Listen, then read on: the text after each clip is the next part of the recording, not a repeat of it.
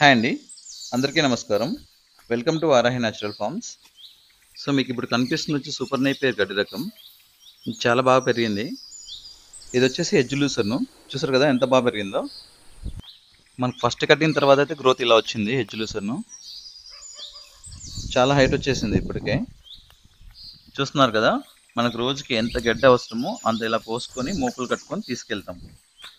ఈ గడ్డ అయితే మనకు షెడ్కి 100 మీటర్స్ డిస్టెన్స్లో ఉంది.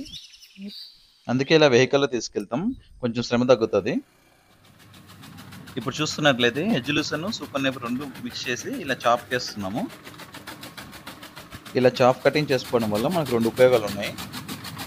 ఒకటి, వాటికి ఆకులతో పాటు మనం కొమ్మలు కూడా ఇస్తున్నాం కాబట్టి వాటికి మంచి ప్రోటీన్.